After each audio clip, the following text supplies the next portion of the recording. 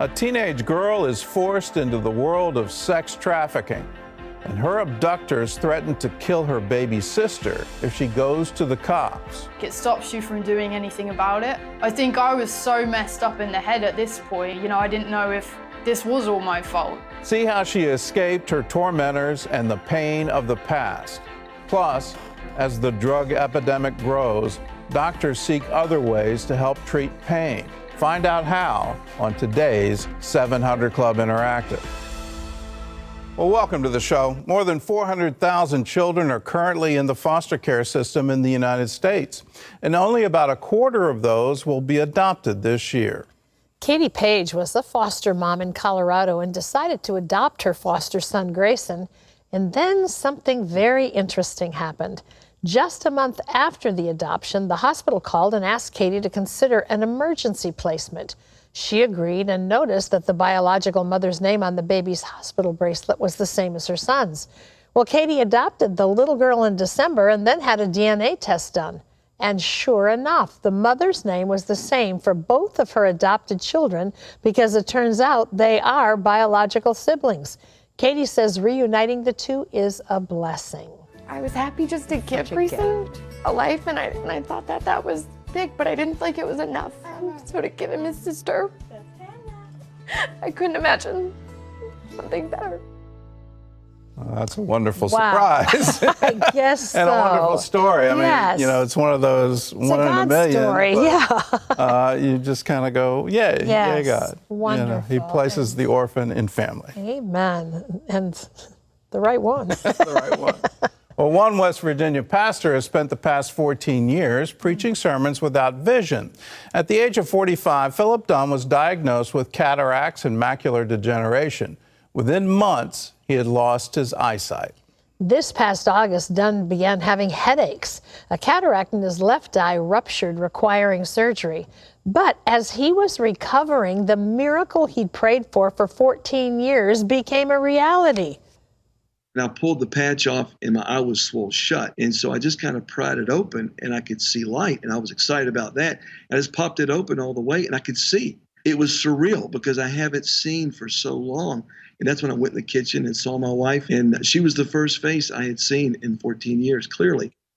And if that wasn't enough, Dunn had the cataract removed from his right eye, and the doctor said there was no sign of macular degeneration. His sight was completely restored. Yay. What a After miracle. 14 years of blindness, to be able to see again. Can you imagine? Yeah, I can imagine, and I can imagine the joy. You praise the Lord. Well, with the Super Bowl and football season now in our rearview mirror, sports fans turn their attention to college basketball. And one of the surprises of the year is the nation's top-ranked Tennessee Volunteers. Tennessee coach Rick Barnes has put an emphasis on teaching his players biblical values and teaching them what he says to be good Christian men. Barnes says he's been a Christian since childhood. However, a recent interview with the Knoxville News-Sentinel quoted his son Nick, who said, "It's just the anchor in his soul and just the perspective on life and work." He goes on to say, "I think the way he sees basketball now is not only win a lot of games, but get to pour into young guys and love on them. I think that's always been there, but now to a much greater degree."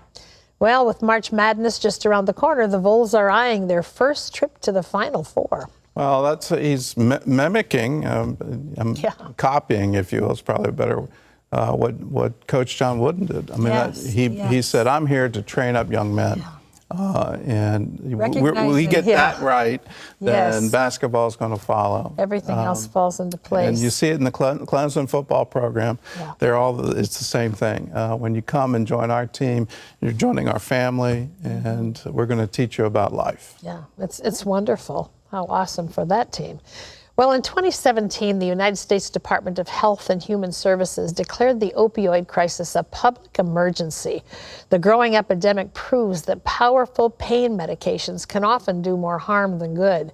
That's why doctors are looking for other ways to help treat pain. As Lori Johnson shows us, acupuncture does the trick for many. Stiffness in my shoulder. Like millions of Americans, Kyle Miller struggles with constant pain. Stiffness, soreness, and discomfort in my back. And actually, for the first time ever, my back totally went out. This chronic pain is the kind that lasts 3 months or more. It could be chronic headaches, it could be chronic pelvic pain, which is common in both men and women. It could become low back pain, which is probably the most common. A complicating factor is that many doctors and patients are turning away from traditional treatment methods. But really we look at surgery as a last resort because it's not amazingly effective. A lot of people don't get relief from surgery. It's a lot to go through to have surgery. Anti-inflammatory medication called NSAIDs like ibuprofen and naproxen can also cause problems. Taking those too much increases risk of heart disease, definitely increases the risk of peptic ulcer disease, causes other problems in the digestive tract. And there are also the many issues with prescription pain pills. Especially now with the opioid epidemic and not wanting to use opioid pain medicines, not wanting to get people addicted to pain medicines, there's a real push on what else we can do. That's why doctors are searching for new treatment options, such as acupuncture. It's very well respected for certain conditions, including back pain and many chronic painful conditions. There are very good studies proving its benefit. Some people think it helps highlight areas in the brain that decrease the sense of pain. There are lots of different hypotheses about why it works, but it has been proven to help. In fact, the American College of Physicians now backs acupuncture for treating low back pain. What I'd like to recommend for all my new patients is to try it first before you do anything else because it doesn't have any long-term negative side effects. I like to recommend at least 5 sessions for you to see some changes. And after 5, you'll know if it's going to work for you or not. Patients of acupuncturist Grace Suze generally undergo 30-minute sessions once or twice a week. It helps by increasing circulation simply. And research shows that it increases something called nitric oxide, which has been shown to decrease inflammation, lower blood pressure, help with pain management. And yes, it means needles, but they're super thin. You barely feel anything. You definitely don't feel them really being inserted. It's not painful. And then, you relax with the needles in for a few moments and it either feels like nothing or honestly, it puts me to sleep. She only inserts them into the skin's top layer. Very superficial, so we never go near the nerve or at the nerve. Although most of Grace's patients want pain relief, she also treats digestive problems, hormone issues, you name it. Believe it or not, acupuncture is often used for cosmetic purposes. I'm getting an anti-aging treatment that smooths fine lines and wrinkles. It's great for people who don't want to use injectables like Botox. Grace often treats people struggling with substance abuse, including sugar addiction. What I focus on is calming the nervous system down, relaxing the body, helping them sleep. Because if you are sleeping really well the night before, then the next day, your blood sugar is more managed, you're more relaxed, and therefore you'll make better choices. Whereas acupuncture pierces the skin in strategic spots, acupressure involves applying force to those areas. Massaging this part of the hand treats red, puffy eyes, near the wrist, vomiting and nausea, and the middle of the forehead, stress and headaches. So whether you take matters into your own hands or go to a professional, stimulating the body's natural ability to fight pain and other problems could help you avoid issues from other treatments. Lori Johnson, CBN News.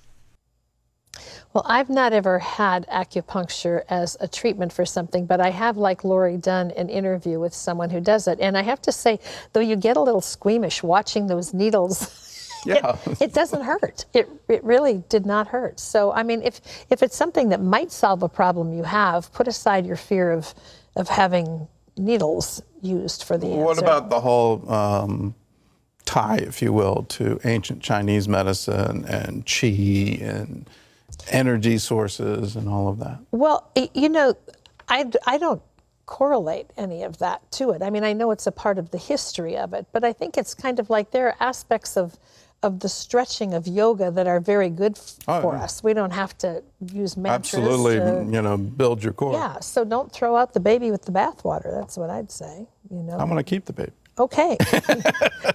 And I'll take the bathwater. All right.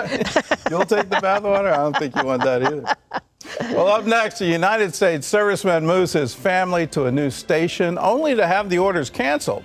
Find out how he found himself in a financial crisis and the support he never expected right after this.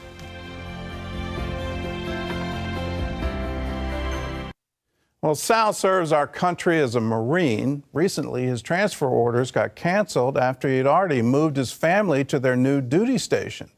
When he had to move them back, he got hit with a bill for all the expenses. Well, these added costs were crushing the family's already tight budget until they got a visit from CBN's Helping the Homefront.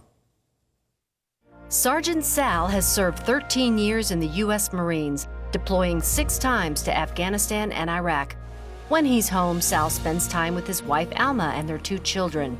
Sal says that he couldn't give his best to his country if Alma didn't give her best to the household. Consider myself very lucky, having a wife like that, raising my kids. I'm not there, but because of her being there, she gets to share those stories as they're growing up. When Sal received orders to transfer from Camp Pendleton, they moved Alma and the children early so the kids could start their new school on time. They had to take out a loan to do it, but they knew the military would reimburse them once Sal reported to his new command. But after the family moved, Sal learned his transfer was canceled. He called Alma to tell her there would be no reimbursement for the move. And they were stuck with the expense of moving Alma and the kids back to Camp Pendleton. I felt sad and angry. It's just feelings of frustration because you technically don't own your life. You just have to do what you're told. Sal and Alma had to budget to pay back the loan. At the same time, their vehicle needed repairs they couldn't afford. So Alma got a part-time job and Sal started working a second job on weekends. The couple relied on their faith to stay positive. I have faith in the Lord, faith of my wife, and we'll get through it. Just a few weeks later, CBN's Helping the Homefront got a call from their church, St. Michael's, asking for help. It was a situation where we needed to move quickly, and I was very impressed with CBN's response and how quickly they were able to do something to help us out. Father Ed Harris asked the couple over to tell them CBN was paying the loan for their moving expenses. The debt that you incurred in the situation was difficult, and we're going to do everything we can to eliminate that debt so that you don't have to worry about that, so you can spend time with your family. I have no words, Father. Never expected it. Father Harris had another surprise. We want to do what we can, partnering with the 700 Club, to help you get your car fixed. Whatever it takes to get it fixed, we're going to help you. We want to do something else to help, and so we're going to take you on a shopping trip, and we're going to let you get whatever it is that you need for your children to get them ready to come back to school. But we want you to know that we're with you and to know that you're not alone in this. I'm speechless. I'm very, very, very grateful. I never thought there was any type of people like that to help other people. It's not always dark. There's light at the end of the tunnel. After they dropped off their vehicle, they went shopping to buy new school clothes and supplies for the children. This family can now move forward with less stress. I could not say it in words how grateful I am to St. Michael's and you guys, CBN, for what you guys have done for our family. Thank you. If you're a member of the 700 Club, you're part of that. If you're not a member, join with us. Join in everything we're doing. And if you have a heart for our active duty military families, we want to recognize they're serving too. And usually they're serving under very difficult financial circumstances. And we want to be there to help them. That's why we call it Helping the Homefront. If you want to be a part of it, give us a call, 1-800-700-7000, or you can go to cbn.com. There's a place on the giving page where you can designate your gift to Helping the Homefront. Either way, do it now. Call us, 1-800-700-7000. Terry? Well, up next, a girl who was drugged, abused, and pimped out all within the span of a week. He told me that I had to start modeling. The first day it was with clothes, the second day it was without clothes, and I think by day 3 or 4, you're sleeping with different men, and it's this world that you don't even know how you got there. Find out how she broke free. Don't go away.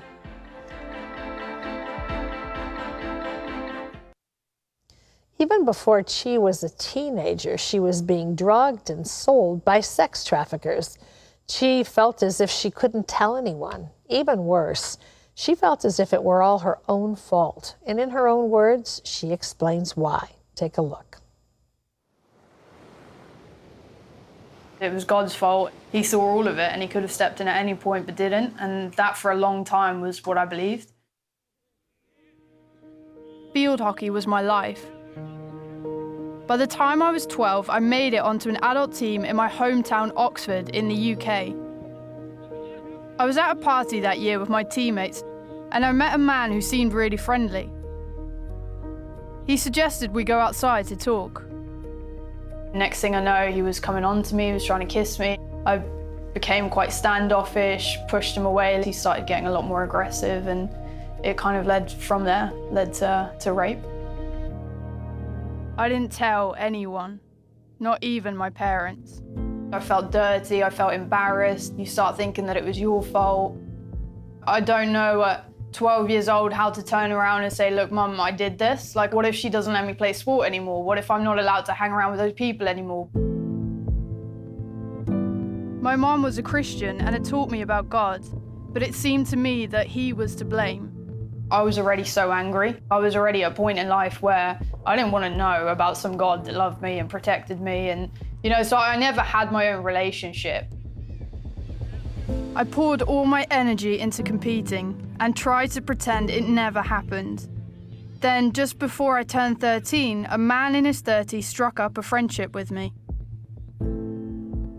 Big brother, cool friends, wanted to be a part of his life. And so I think when he started showing me attention, I started feeling a bit special again and like all the other stuff, was left behind. I didn't realize he had other motives. First, he got me to run drugs for him. And then, when I lost some of his supply, he forced me into his other line of work as a sex trafficker. He told me that I had to start modeling. The first day it was with clothes, the second day it was without clothes, and I think by day 3 or 4, you're sleeping with different men and it's this world that you don't even know how you got there. He and his friends found ways to stop me from going to the police. They walked through my house and held my little sisters who were 6 months old at gunpoint. You have such a fear of that. It stops you, it stops you from doing anything about it. I think I was so messed up in the head at this point that I didn't know what involvement was my fault anymore. I didn't know if this was all my fault. I felt trapped and you just keep going, hoping that at some point, magically, everything's gonna go back to the way it once was. They also forced me to take drugs to make it easier for them to control me. It started off with them kind of feeding me cocaine and I happily took that because quickly I realized that it numbed the pain. But then they would inject me with heroin against my will. I was being trafficked several times a week and no one ever knew. I kept up appearances at school and at home. My parents' marriage was failing and they were busy raising my 4 younger siblings. They thought I was completely focused on my dream of playing pro field hockey. It was my outlet. Everything would build up, and that was my identity and my release. I'd been a sex slave for 6 years, and I saw no way out. I remember having times where I really cried out to God in complete desperate and hopeless times of just get me out of it. If you do exist, take me out, and if you do love me, why are you doing this to me?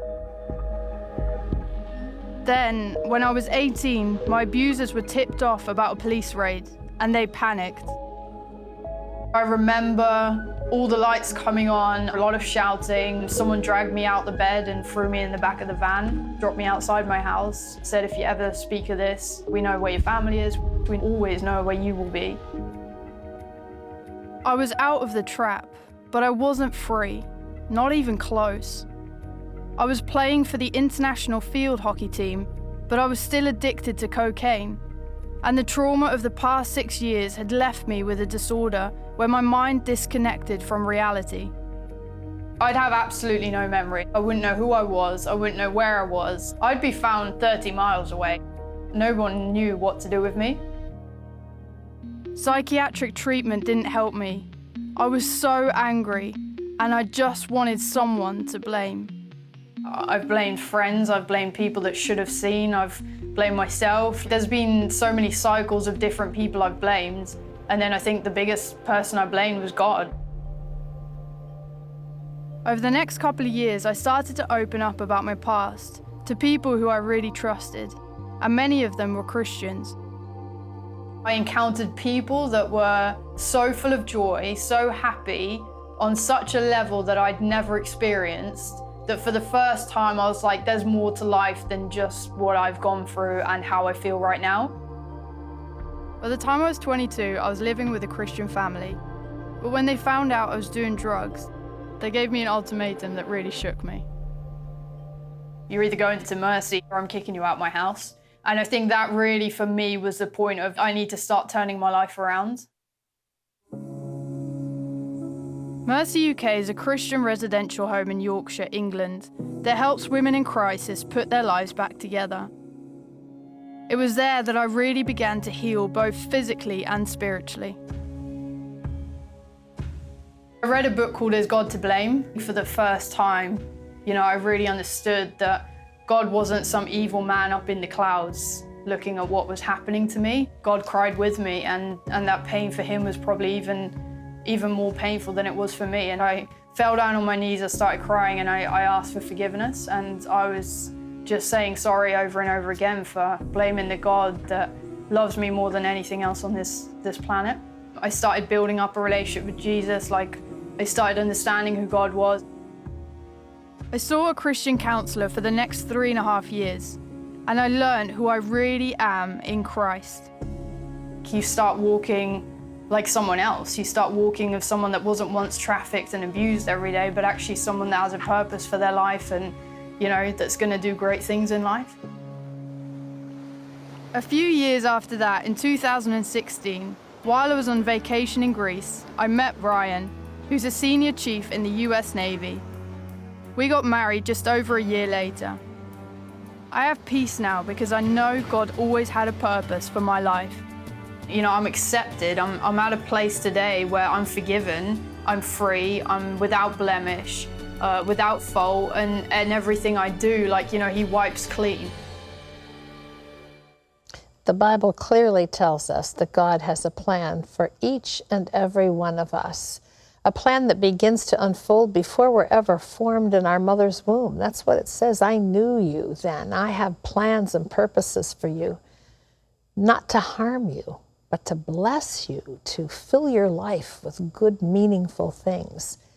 And then life happens, and sometimes God's the easiest person to blame. He's not there in front of us. We can't see him, we can't feel him, and we feel far from him when we've been wounded and hurt. The truth of the matter is exactly what she found out. He's always there. He's always been there. This world is filled with many things that will challenge what we believe and who we are, even our value as created children of God. But God's promise to us is that he will stand with us, he'll never leave us, and that he will be our protection. So that when we let go of all the preconceived ideas, let go of even the anger, let go of even the unforgiveness, he comes right into the middle of that wounded place, that deep, hurtful place that has redefined us, and he gives us a new name. He gives us a new identity. He takes us to a whole new place that we were created for, and he even takes the pain of what's happened and he uses it for good. Today, Chi shares her story, and I believe wholly that others who hear what she has to say can relate to what she's been through if it's happening in their lives, and they want to be set free. None of it is ever wasted with God. Today, there are some of you, maybe you haven't been trafficked, but you've been wounded by others, wounded by circumstances until you come to the place where you don't know who you are anymore. Surrender your life to Jesus Christ. Get into the Word. It's his love letter to you, his promises to you. Let him change your life the same way that he changed Chi's life, giving you an understanding of who you are in him, your purpose for being here, and the promise of your inheritance in him. If you need someone to pray with today, call our toll-free number. It's 1-800-700-7000. Gordon? Here's a verse, and it's from Psalm 32. And if you're in trouble, realize this psalm is written just for you. The psalmist says, "You are my hiding place. You shall preserve me from trouble. You shall surround me with songs of deliverance." Let God do that for you today. Realize he is singing over you. And his song is a song of deliverance. His song is a song of protection. His song is a song where you can find a secure place to hide. So run to him. Let the hunger and thirst for righteousness be your protection today. God bless. We'll see you again tomorrow.